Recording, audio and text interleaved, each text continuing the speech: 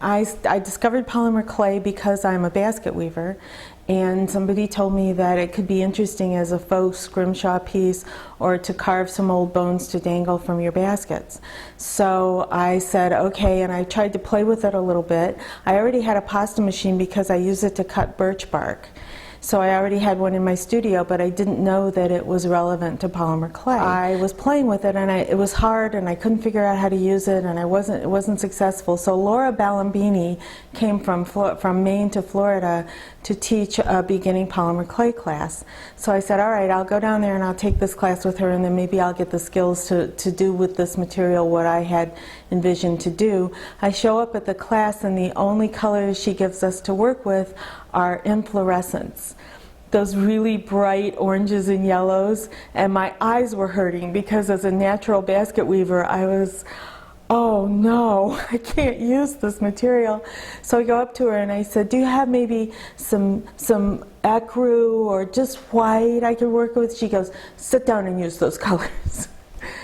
And within 30 minutes I was totally hooked. So I came through it from another medium that I had been doing for many, many, many years, through the back door, like a lot of people do in polymer clay, which is what is so exciting. Because in weaving, we know in Florida alone that there's archival digs where we find weaving materials that are over 8,000 years old. So this is not a new craft. All I'm doing is carrying on an old tradition. But in polymer, it's so brand new, we're reinventing this material every day. And so that's just so exciting that we've turned a lot of weavers into polymer artists as a result. I was a civil rights investigator. But that's a very stressful job, especially in the 70s when I was doing it. And I come from West Virginia in the mountains. I come from a tradition of women who never just sat down in the evening after dinner was put away. You always picked up something and did something.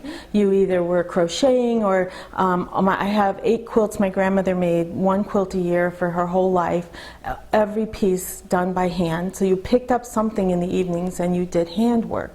So doing handwork is what you do to express yourself, to add beauty to your environment, and to de-stress in the evening. I always was doing something by hand, cross stitch, a little bit of quilting, working with different fabrics, and then when I discovered basket weaving, that just kind of grabbed me the way polymer grabbed me.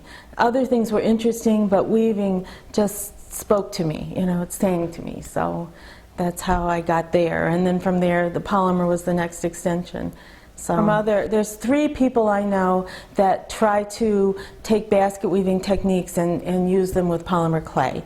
The other 2 people do it by using raw clay and extruding it into what looks like round cylinders and weaving with it the way you weave with willow or reed. But I use flat materials, and I weave with ash.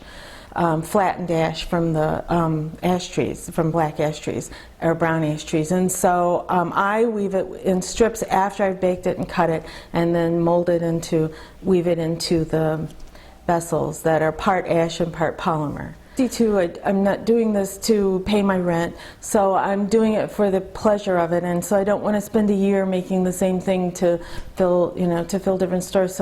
So I do some retail. I do enjoy selling my work and seeing other people do it, but I'm more just doing it for the for the sheer joy of learning different ways of working with it. So I might produce some work from silk screening, or some work from caning with it, but I'm not focused on trying to produce a lot of work to get into a lot of stores. And that part of my life, earning a living part of my life is past, and I'm now doing it for the joy of it.